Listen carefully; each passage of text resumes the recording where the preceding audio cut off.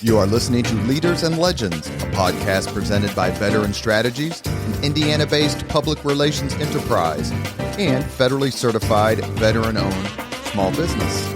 I'm your host, Robert Bain, along with our producer, Chris Spangle. Our podcast is featured on the All Indiana Podcast Network in partnership with Wish TV. You may find Leaders and Legends at allindianapodcastnetwork.com. Thinking of starting a podcast or need to host a public meeting?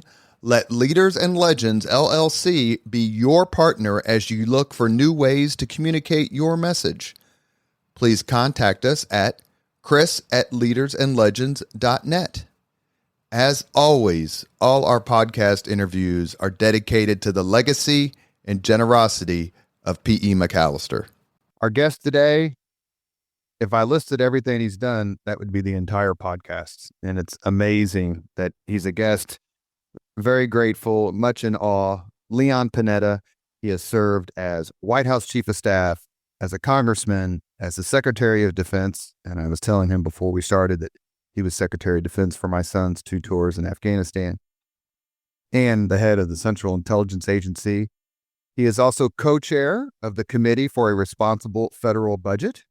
A few weeks ago, we interviewed Mike Murphy, who's the Chief of Staff, and Mr. Panetta's co-chair is Mitch Daniels.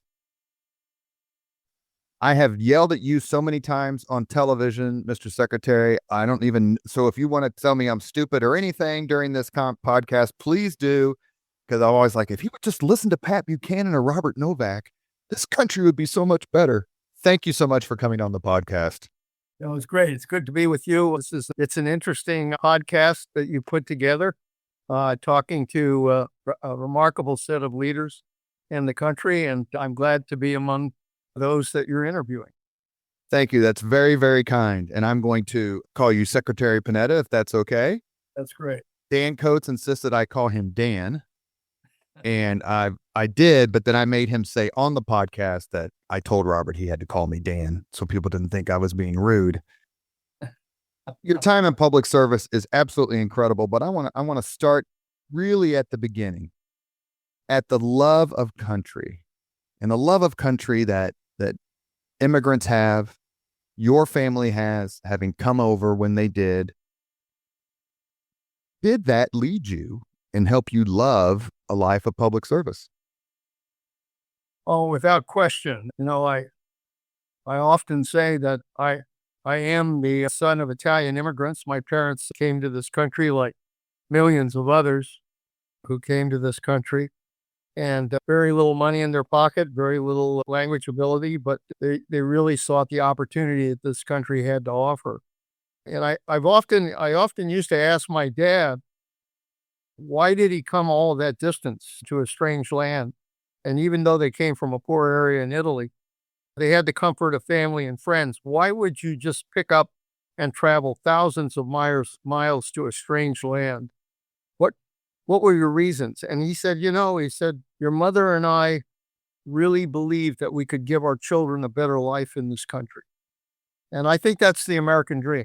I think that's what we want for our children, hopefully what they'll want for their children. And my parents, it was a typical Italian family. We used to have Sunday dinners, and my parents used to always make clear to my brother and I that we owed something back to the country because of what this country gave them in terms of opportunity. There were really 3 things that influenced my going into public service. One was my parents, without question, and their devotion to the country and to public service. The other was my time in the military. I think being in the military at a time when the draft was on and you were working with people from across the country on a common mission and watching them work together in order to take a hill, that really it enthused me about how important it is to try to work together in order to accomplish a mission by a lot of people devoted to the country. And then thirdly, there was a young president who said to the country, ask not what your nation can do for you, but what you can do for your country. And all of that really, really did push me into public service. What was it like growing up in California when you did? I'll only say your age because it's on the website. You're 86 years old, so you were born means 1938, is that right? That's right. That's right. So you grew up remembering World War II, because my mother was born in 38 here in Indianapolis, and she certainly remembers it. Actually, my mother ended up being the first female Marine Corps recruit in Indianapolis after World War II. Oh, that's great. That's great. But in California, it was different because of the attack on Pearl Harbor, because of the internment camps. Just please tell us a little bit about what you remember as a child about World War II in California. Yeah, it's something I think a lot about, particularly having served in the military and then being Secretary of Defense. And you're always thinking about what it's like to be in the middle of a war. And I was just, born in 1938 and was just, 4 or 5 years old. But I can remember distinctly that my parents had to buy blackout shades and put them in all the windows. And you had to pull those shades down because there were people who were checking to make sure that we were all implementing security precautions, because we were on the West Coast and there was always the fear. I can even remember it as a kid, the fear that the Japanese might very well attack the West Coast of California, having attacked Pearl Harbor. So it was fascinating to be living at that time. But my dad ran a restaurant downtown Monterey during the war years. And it was a time that was really, Monterey was jumping. It was not only a lot of fish getting caught and Cannery Row, Steinbeck's Cannery Row was being developed, but there was a military reservation called Fort Ord. And they were training young men for the battlefields of World War II.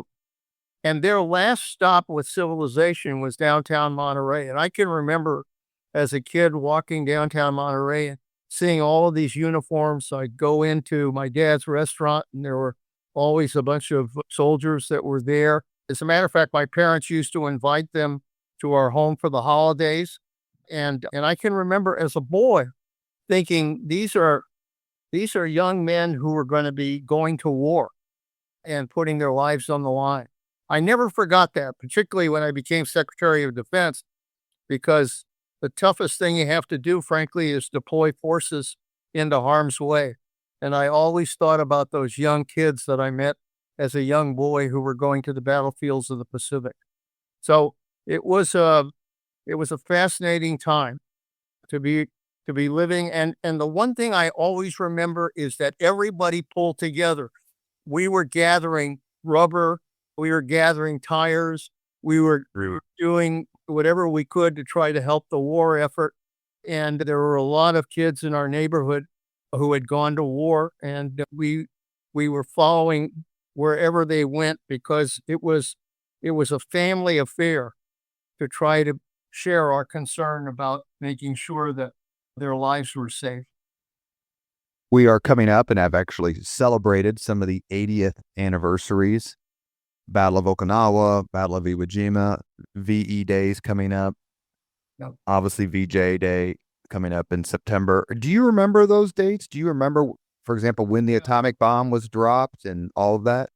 I do. I remember hearing FDR on the radio, and my parents had tremendous respect for Roosevelt, and we all paid attention to what he was saying. And I remember them gathering around the radio and listening to his fireside chats. And I can remember that we really were concerned that, having seen what happened in Pearl Harbor, that it was very possible that at some point, some kind of attack might take place in Monterey, California. So, when you live with something like that, when you're in the middle of a war, a world war, the way we were then, it's not something that just comes and goes. It's with you almost every day, because you think about what it means to be able to pull together to try to make sure that we deal with challenges that are facing not just our country and our community, but each of us. It comes as no surprise as a Republican that I think that Ronald Reagan did many good things. Very high on my list, and hopefully others as well, is 1988 when he paid reparations to the families of the Japanese who were interned then. What did you think of that legislation? What did you think of that act? Well, it was fascinating because we had Japanese in Monterey. We had Japanese in the Salinas Valley who were working in the fields in the Salinas Valley.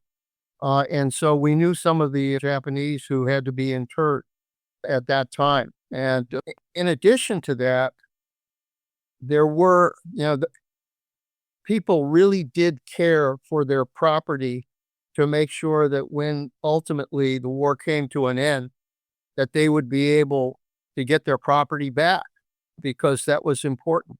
And they did. And the Japanese actually became great members of our community. They became community leaders. We had a mayor who was Japanese descent in Salinas, California. I was very good friends with Norm Panetta, who actually had been in the camp. Yeah, that's right. And so knowing Norm very well, he worked a lot on that issue. We were in Congress together.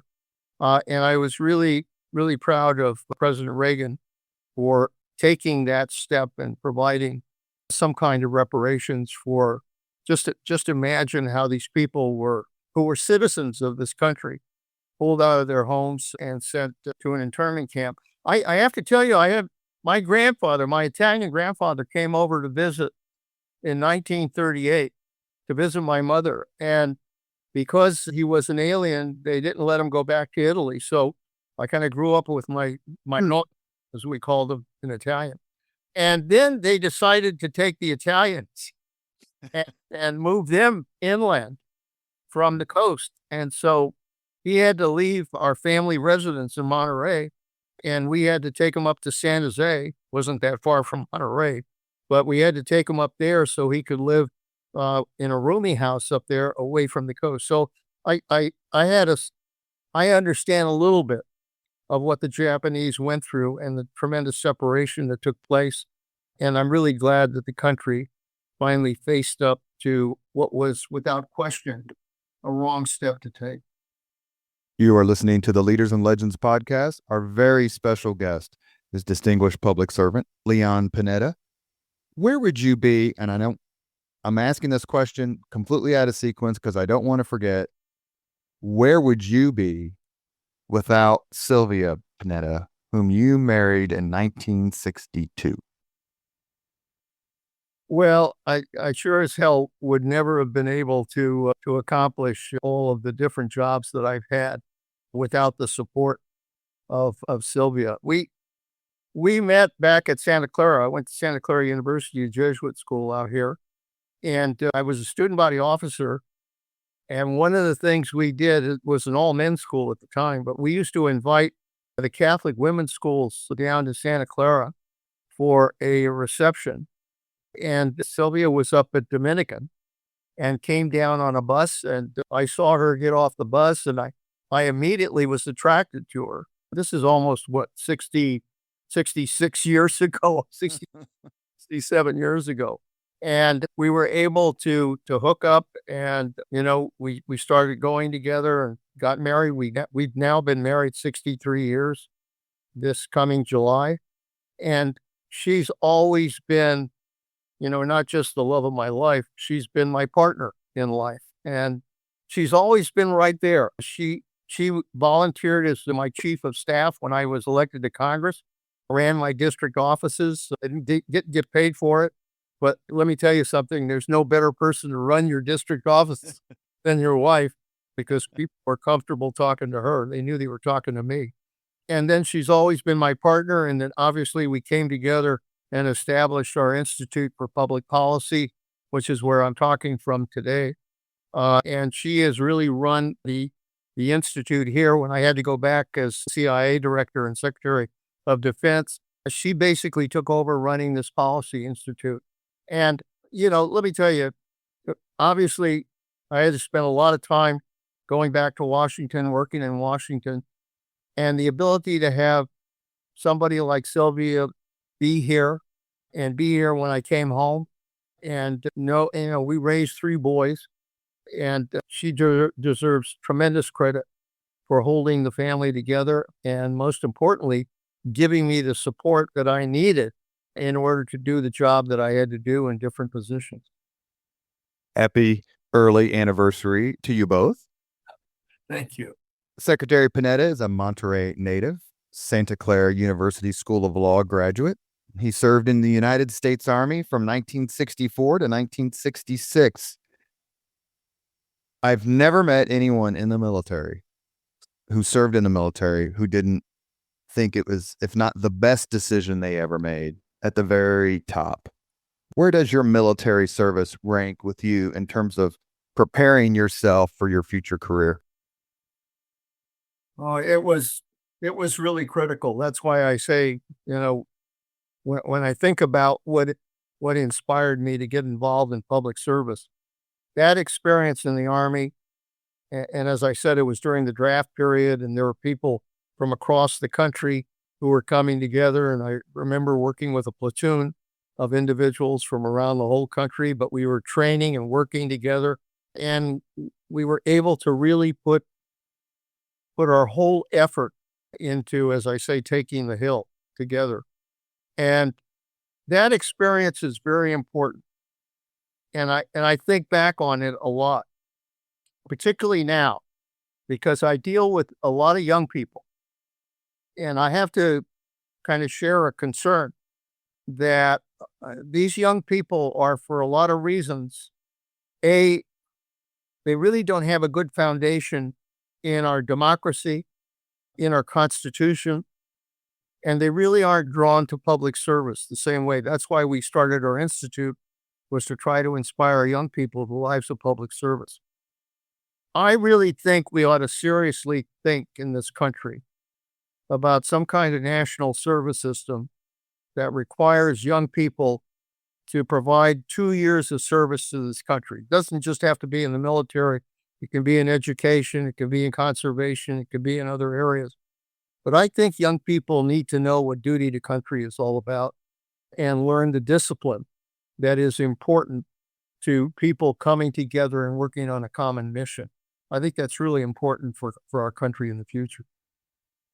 I don't know that I've agreed more with anything that anyone on the podcast has ever said. I agree. 2 years is nothing in the span of an 85-year lifetime.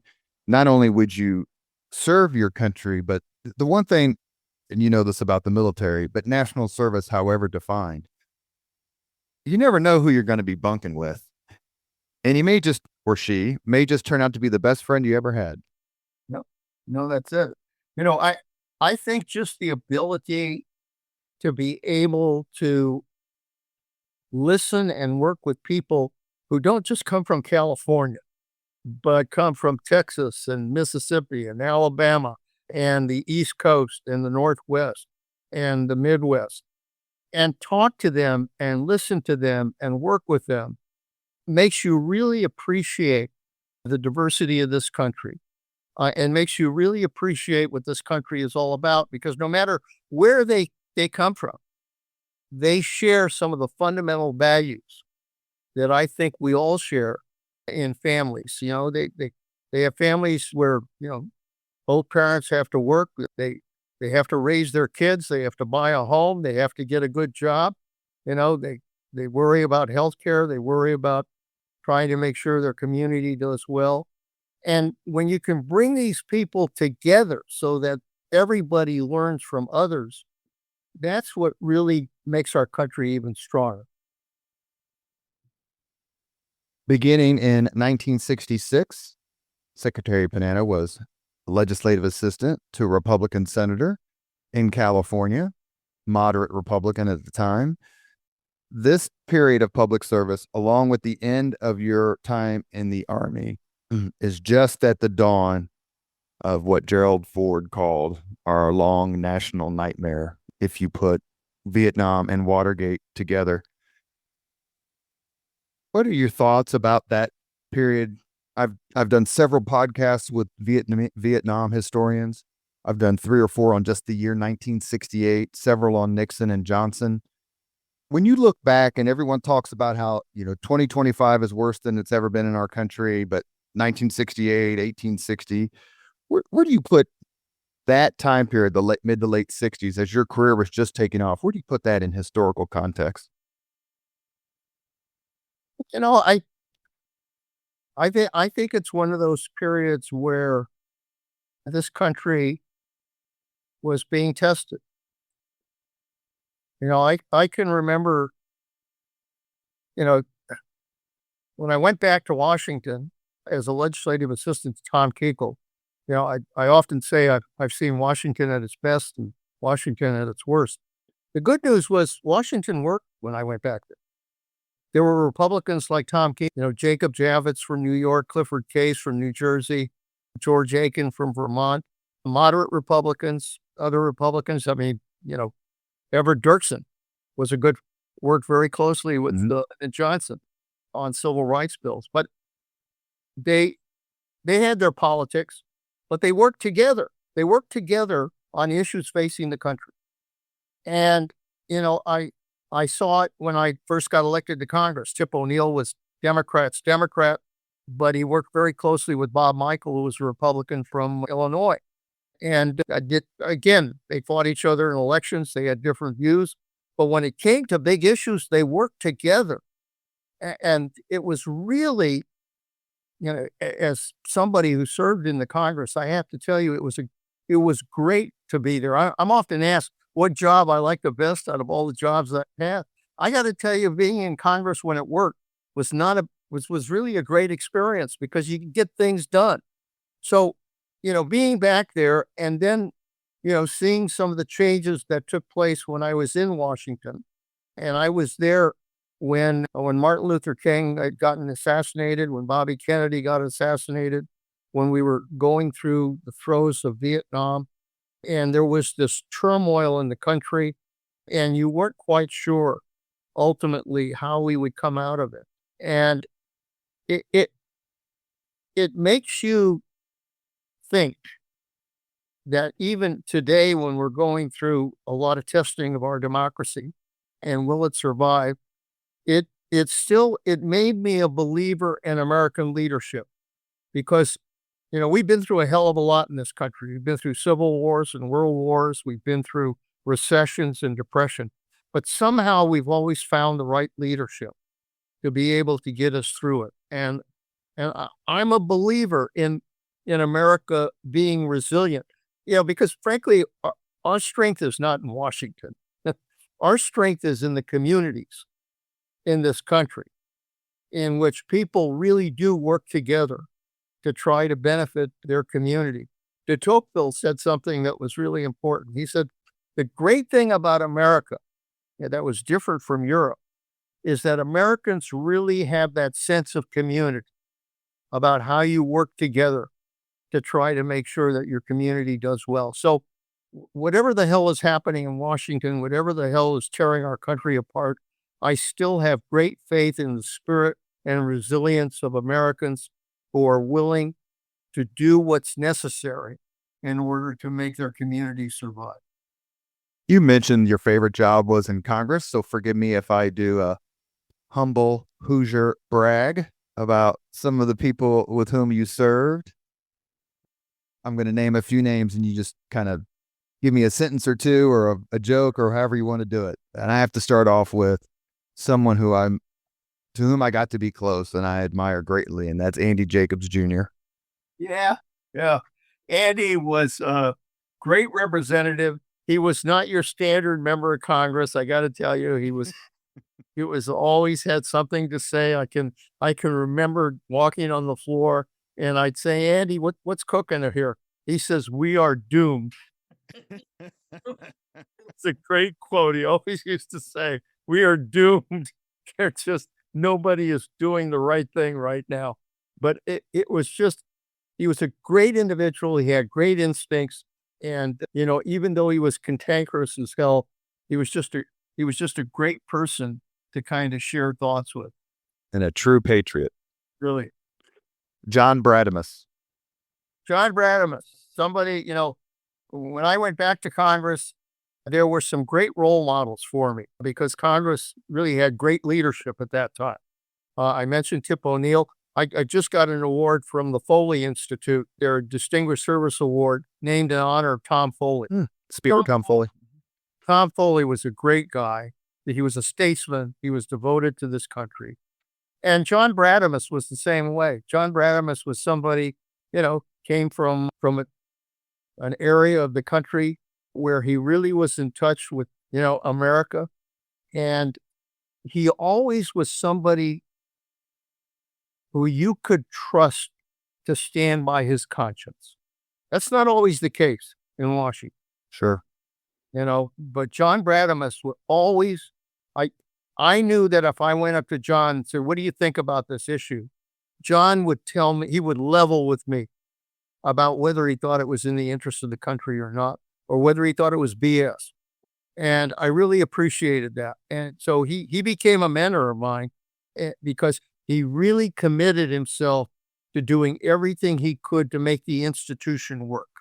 And that's not easy, but John Bradamus is a real hero. Birch Bayh. Birch Bayh. I knew Birch Bayh because I worked in the Senate for Tom Kuechel, and Bayh had an office right across from Tom Kuechel's office. And I have to tell you, he had some of the prettiest women from Indiana working there that I saw. But from a morale point of view, you couldn't beat it. And Nancy Pappas, if you're listening, he's talking about you.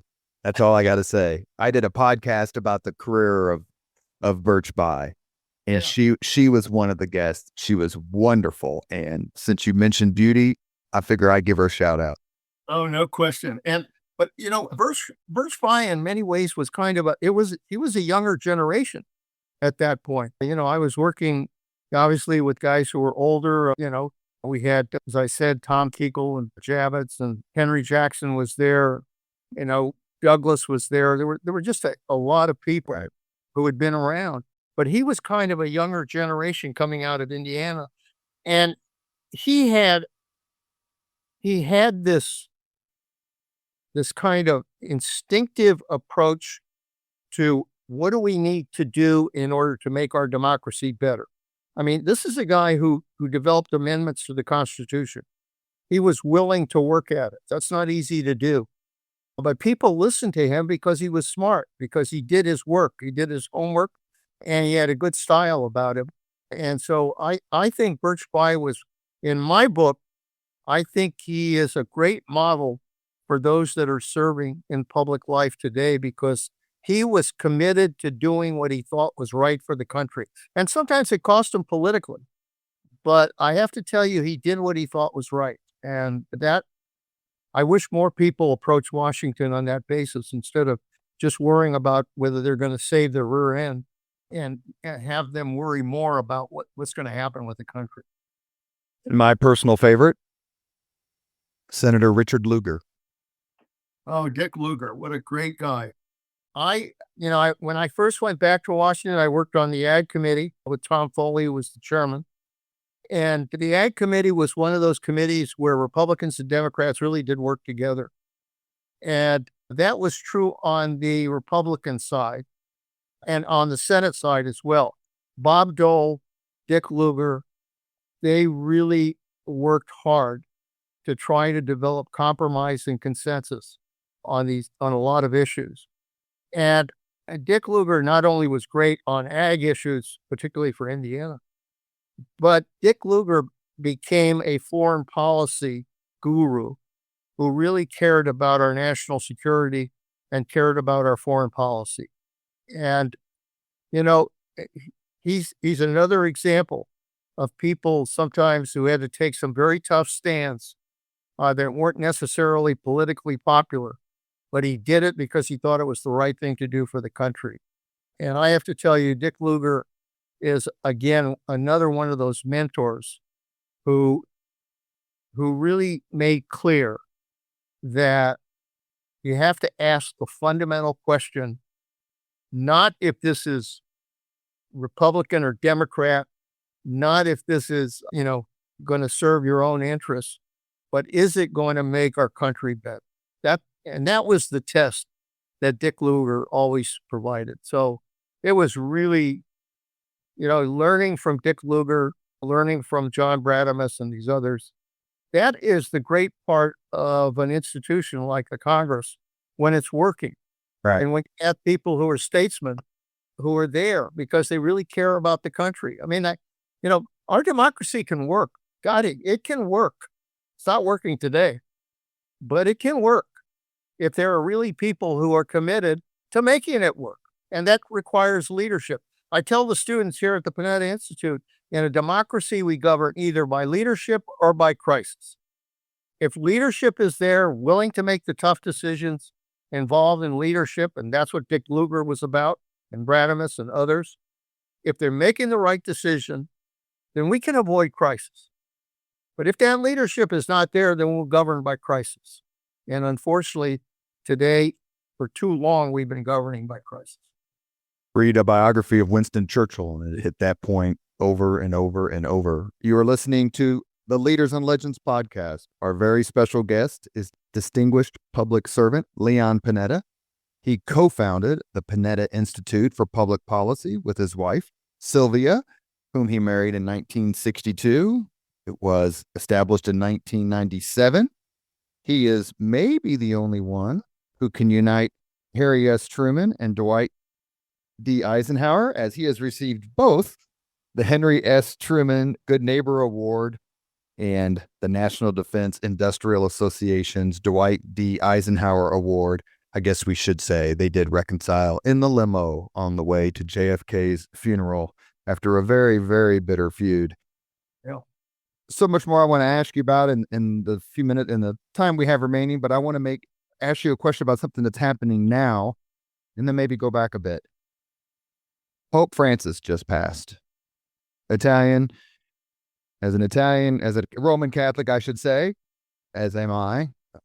Are you enraptured by the whole conclave and the selection process? And do you have any spies in the Vatican that can be helpful at all? Well, if I told you, I'd have to kill you. So Because you've worked in the highest levels of government, and then there's a secret, very historic and cool, if I may say, process. Does it interest you to an nth degree? Oh, it does. And as a lifelong Roman Catholic, I really have followed that for a long time. And, although I guess people have mixed reviews, if you watch the movie Conclave, it actually kind of captures some of the politics of the cardinals trying to work together on selecting a new pope. And I can remember when I was chief of staff going to Rome with President Clinton and being in the Vatican. And I brought my wife with me, and the president was called to go see the Pope. And Sylvia and I were standing in the Sistine Chapel by ourselves. We're the only ones in the Sistine Chapel. And looking around, and I remember saying to her, I said, "You realize we're the only people right now in the Sistine Chapel, and this is the place where those conclaves take place that decided, but also, as you know, it's all of that remarkable art by Michelangelo that's part of it. It's interesting, as a young Catholic, you're always told, obviously that the priests and the cardinals all know what they're doing. What I've learned is that, whether it's politics in Washington or whether it's politics in Rome, the reality is that there's a lot of politics involved because there are people involved and they all have their different views. They all have their different positions, and they got to kind of try to work it through and try to find consensus. And that's okay. That's in many ways, that's what the democratic process is all about. So I think these cardinals, and I think that Pope Francis appointed a lot of cardinals that kind of share his view about broadening the reach of the Catholic Church, which I think is important to do. I think it'll be interesting how they all come together. I think obviously, they want to protect unity, but they also know that they have to protect diversity as well. I'm would have never forgiven myself in the litany of Hoosier public servants if I had forgotten to ask you about Lee Hamilton. Oh my God. I'm glad you did because Lee is the best of the best. I worked very closely with Lee when I was in Congress. And again, he's one of these individuals that when you said, Lee, what is this issue about? You always got a straight answer. He never pulled his punches. He always told you what he thought was in the best interest of the country. And he was always there to try to make sure that we did the right thing. I had a chance to serve with Lee on the Iraq study group. He and Jim Baker were the co-chairs. And to go through that process of looking at what was happening in Iraq, talk about what the United States needed to do in order to really be able to provide positive leadership. It was a great experience to work with Lee and to work with Jim Baker as well. But Lee again, we talked a lot about the quintessential public servant. That's what Lee Hamilton is all about. It was all about service to the country. And I have to tell you that Lee Hamilton will go down in history as one of the more outstanding members of the Congress of the United States. It's April 2025. Does the sentence, quote, Panetta joined the Nixon administration, close quote, seem a little surreal? Yeah, it's I've had an interesting career in public politics, but I was working with Tom Kuchel, and Kuchel got defeated by a right-wing Republican. That was just beginning to happen in those days. And Max Rafferty, I think was his name. He was the head of education in California. He beat Kuchel, and then Alan Cranston beat him in the November election. But the Nixon administration was coming in, and Bob Finch was named Secretary of HEW. And he invited a guy who worked in the state assembly, Jack Veneman, to become his deputy. Well, Jack Veneman worked very closely with Kuchel and with myself when I was working with Kuchel. And so Jack asked me if I wanted to come down to HEW to work as an assistant to the secretary, which I did.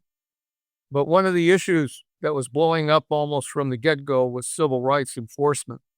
I'd worked on civil rights bills with Kuchel, was at the White House with Lyndon Johnson signing those important civil rights bills. I was very committed to trying to make sure we could enforce civil rights laws. And so I was asked to then become director of the Office for Civil Rights. The problem was that Nixon had pretty much cut a deal with Southern Republicans in which, in exchange for their support, because he was running against Rockefeller, in exchange for their support, he promised that he would kind of back off of strong civil rights enforcement. Well, I wasn't aware of the deal. I always thought that Nixon, as a Quaker, had been committed to civil rights.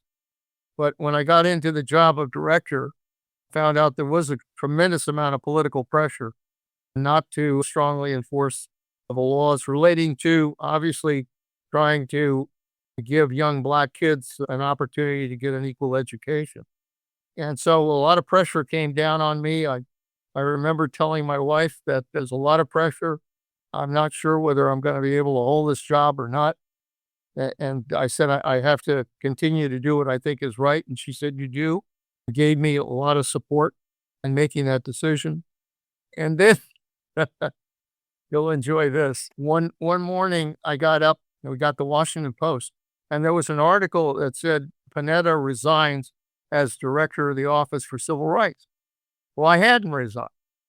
So I remember going down to the office and I talked to the secretary and I said, there's this story about my resigning, but I haven't resigned. He said, no, just deny it. It's just, a lot of political gamesmanship going on.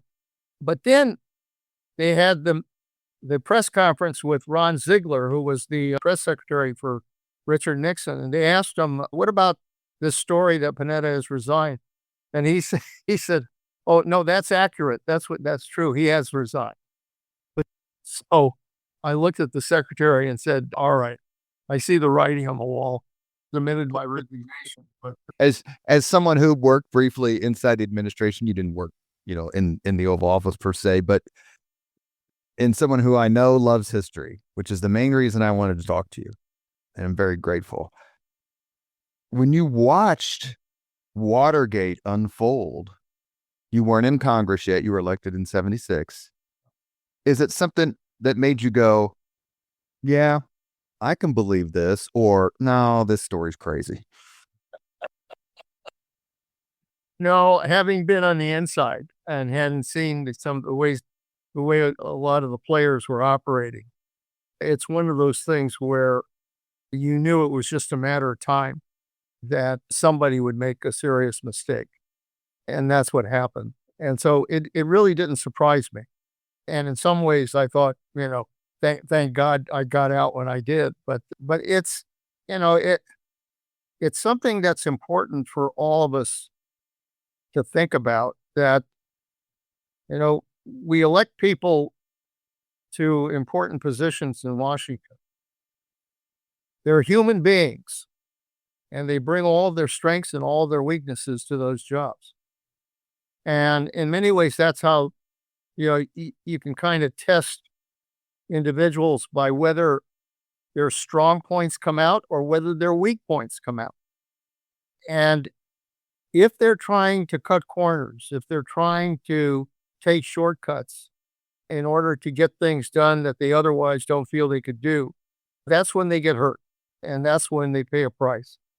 And it happened to Richard Nixon. He was trying to cut corners. And, I have to say, Nixon had his strong points. He actually provided strong foreign policy guidance. He opened up the door to China, did a lot of other things. He was very good that way. But he had a side of him that sometimes when the dark side takes over, it can undermine your entire legacy as president. Did you ever get a chance to talk to him about it? I talked to Nixon, obviously, when I was in office. I had the chance to talk with him, and did have a chance when I was in the Clinton administration early on. I had a chance to make contact with him as well. A lot of people say there's executive temperament, there's administrative or maybe legislative temperament. You were in the legislature, but you also served as budget director, chief of staff under President Clinton, another history buff I'd love to have on the podcast, by the way. We can argue about the Civil War. You also served as Secretary of Defense, head of CIA, executive positions. How are you able to do so well in both? And do you believe that sort of categorization of, well, he just doesn't have an executive temperament? Well, it's always dangerous to engage in generalities, but I think it is true that if you spend a lot of time in the Congress, that what you're basically doing in the Congress is you're trying to find consensus, you're trying to develop compromise, you're trying to work with others, and you don't get a lot of experience in having to make tough decisions, about policy. And so there is a difference. And some people, go into the executive branch, and the problem in the executive branch is that the tough issues that you have to confront are not going to go away. When you're on Capitol Hill, if you're facing some tough decisions, if you just keep your mouth shut and keep your head down, you always hope the problem will go away. It doesn't happen in the White House. You got to ultimately make a decision. And it really requires the ability to be decisive, to come down, to make a decision that you think is right, and to move on. I can remember with Bill Clinton, who at least had the administrative experience of being a governor of a state. I think that that's kind of important. to have that experience because you're working on budgets, you're working on policy, you've got to make decisions. And Bill Clinton was able to do that. Although Bill Clinton would struggle because he wanted to make the right decision. He'd come down, he'd make the decision. I'd walk out of his office, and 5 minutes later, he was calling me saying, "Did I make the right decision?" I said, "No, Mr. President, you don't have time to go over this. I got a dozen other decisions here for you to make that you're going to have to make." And he learned. I mean, he was really pretty good at it. I remember when we were doing the budget, and it was tough decisions because he was trying to do deficit reduction, something that neither Republicans or Democrats are interested in these days. But he was trying to do deficit reduction, and he was trying to make some tough decisions on spending, on entitlements, and on revenues. And we were going through it. I was his director of O&B at the time. And he looked at me and he said, "If I do this, I'm likely not to get reelected." And I said, "Mr. President," and Bob Rubin was there with me at the time. He was Secretary of Treasury. And we looked at him and said, "Mr. President, I know this is a tough decision, but if you make the right decision and we are able to really put our country on a fiscal track towards trying to discipline the budget, ultimately it'll come back to reward you." And I think he honestly thought he probably would never get that chance. But he made a tough decision. It was the right decision. And ultimately, we not only balanced the budget, but we got a surplus. And it got him reelected as a result of making that kind of decision. So, yeah, it's tough. I don't try to in any way, play down how tough it is in the White House to make tough decisions. But if you're willing to stick with it and make the right decision, ultimately it'll come back to your benefit. We have a few more minutes with Leon Panetta, co-founder of the Panetta Institute for Public Policy.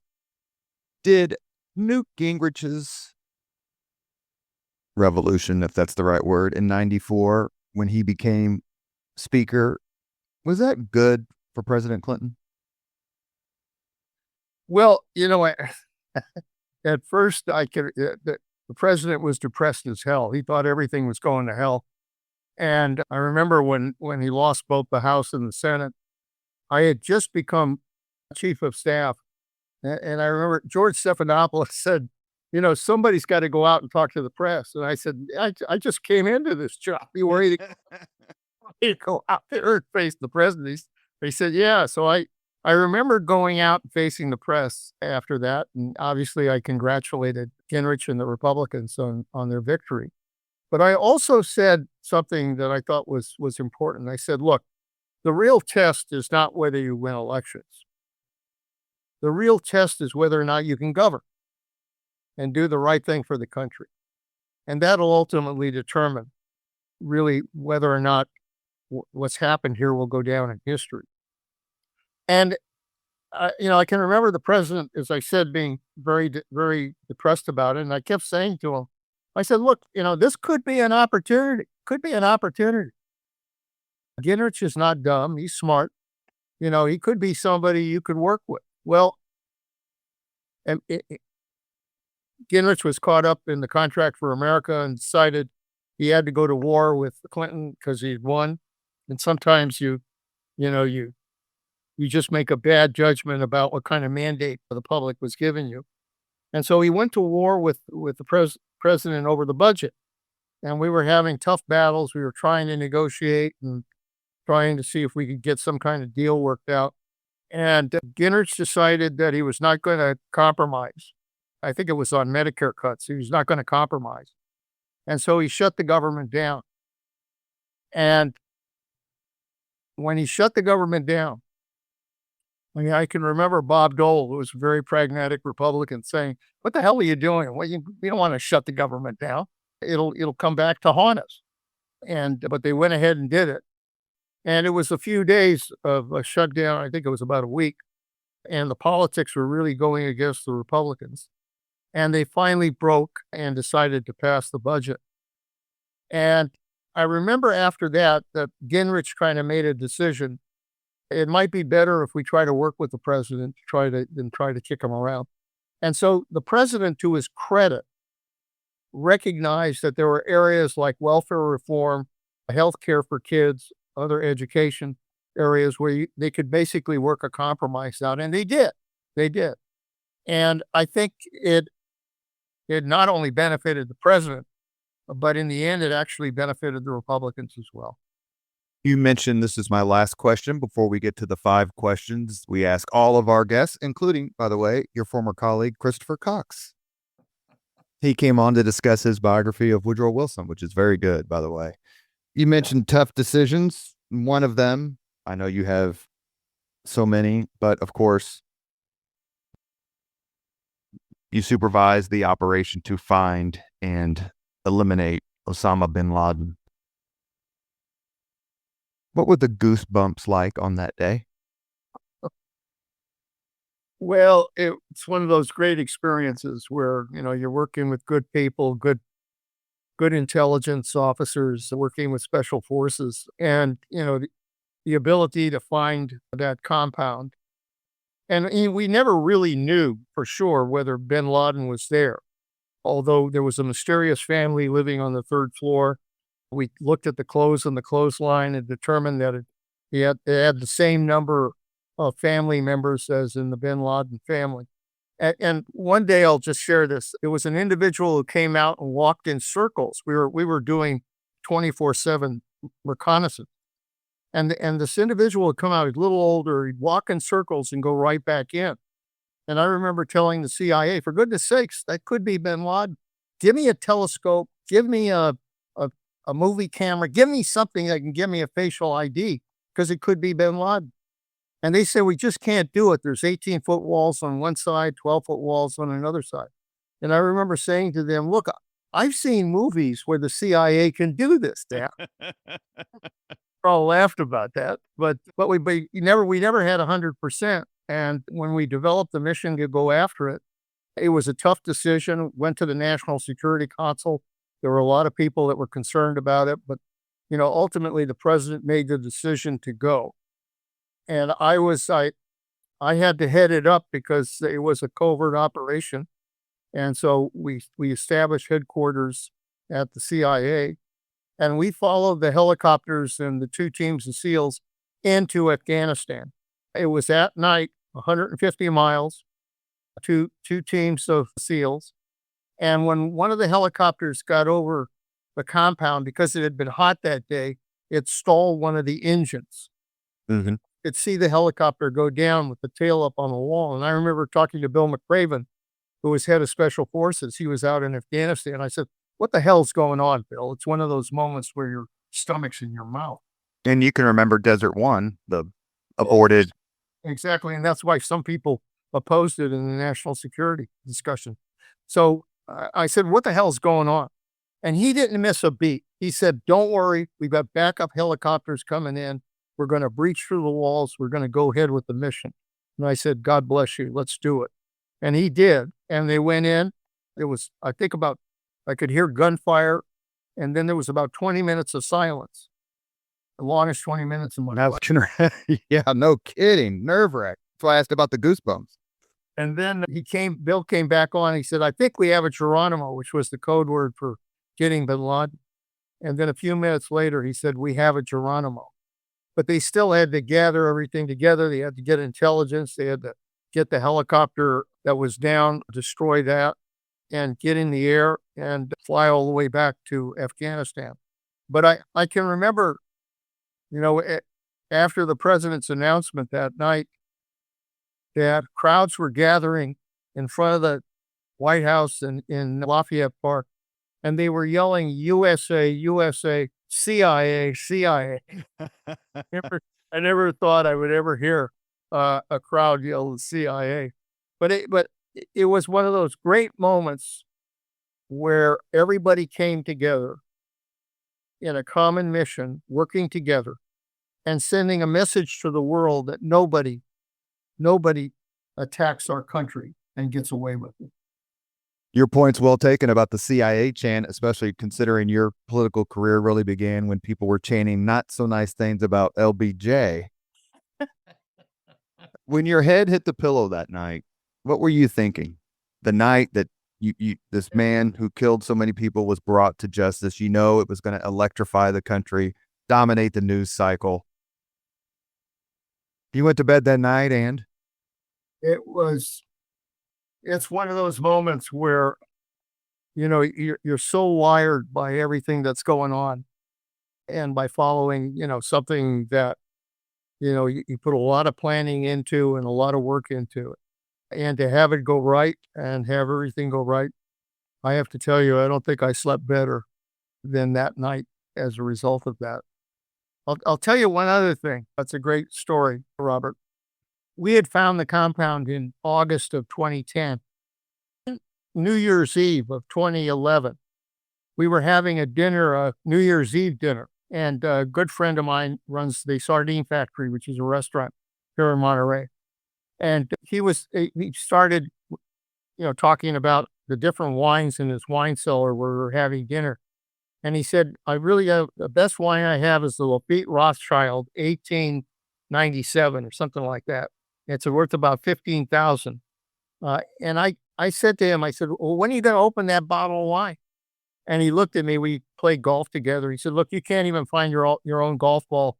And you sure as hell can't find bin Laden. I'll tell you what, when you find bin Laden, I'll open that bottle of wine. And I said to him, because we had already been doing surveillance, I said, you're on. I didn't say, you're on. So on May 1, when we did the operation, I called my wife, Sylvia, and I said, Sylvia, call Ted. Tell him to watch the president's announcement tonight. It's on television. And tell him that he owes me a bottle of wine. She did. She called him and left a message, didn't get a hold of him. But he did watch the president. And then he called Sylvia back and she picked up the phone. There was a lot of silence. And he said, the son of a bitch. And there was more silence. He said, the son of a bitch. He set me up. Well, how did it taste? And you know what? It's not worth 15,000, but it was a great moment when we did open it. We had other good wines that were much better. A lot of fun. We've reached the point here in our last few minutes with Secretary Leon Panetta. We ask the same 5 questions of all of our guests. Mr. Secretary, what was your first job? My first job was, besides working like hell for my father, whether it was the restaurant or the walnut orchard, the first real job I had was in a delicatessen in Carmel, California, the Mediterranean market. I was in high school and was working at that job. That was the first one I ever had. Are you friends with the former mayor of Carmel, California, Mr. Clint Eastwood? I sure am. He's actually served on our board and has been very supportive. Good guy. Second question, what was your first concert? My first concert was my piano concert. I did it at Sunset Hall in Carmel, California. I had a great teacher and I really played a full concert on stage. I think I was 12 years old when I did it. If you could suggest any book for someone to read, which book, besides your memoir, Worthy Fights, which book would you recommend? I think the best book I'd recommend to people, particularly if they're interested in history, is John Adams by David. I can't think of his last name. David McCulloch. McCulloch. Yeah, great book. Number 4, if you could witness any event in history, be there in person as it happens, any event in history, which one would you choose? Well, I mean, the Catholic part of me says it would have been nice to have been in Nazareth at that point. But the political side of me says, it would really have been great to have been in the audience when Lincoln gave his Gettysburg Address. That's that and the resurrection are probably the 2 most popular answers. I've done 310 interviews, and I think those are the top 2. Last question, and this is somewhat unfair because you've already had dinner with so many amazing people. But if you could have dinner with anyone living today, 2 hours off the record just to chat, whom would you choose? Well, if it had been a few days ago, I'd probably say sitting down with the Pope would probably have been really interesting to have that conversation with Pope Francis. You know, in his absence, I'd probably say that it would really be good to have a conversation with and a dinner with Bill Clinton again, because Bill Clinton, I really loved having worked for him. But Bill Clinton always had this remarkable ability to kind of look at the country and the state of the country and always kind of figure out, just exactly what is it that we need to do in order to try to get back on track. And if there's anything I think we need to do right now, it's to get back on track. You have been listening to Leaders and Legends, a podcast presented by Veteran Strategies, an Indiana-based public relations enterprise and federally certified veteran-owned small business. As always, all our podcast interviews are dedicated to the legacy and generosity of P.E. McAllister, a soldier who landed in North Africa in November 1942 with the first wave. Our guest today, Leon Panetta. As you can tell by listening to this podcast, there's very few things he hasn't done, very few people he hasn't met, but more than that, very few things he hasn't done for his country. Secretary Panetta, thank you so much for coming on the podcast. Robert, it's been great. I want to send my regards to all of your listeners, but in particular, thank you for doing what you're doing, because I think probably the most important thing we need to do these days is to talk a lot with one another so that we can all gain the strength we're going to need in order to make sure that our democracy survives. Thank you, sir, very much. Thank you. Thank you very much for listening to Leaders and Legends, brought to you by Veteran Strategies Incorporated. If you want to contact us about this program or our menu of public relations services, please send us an email at robert@veteranstrategies.com. That's robert@veteranstrategies.com.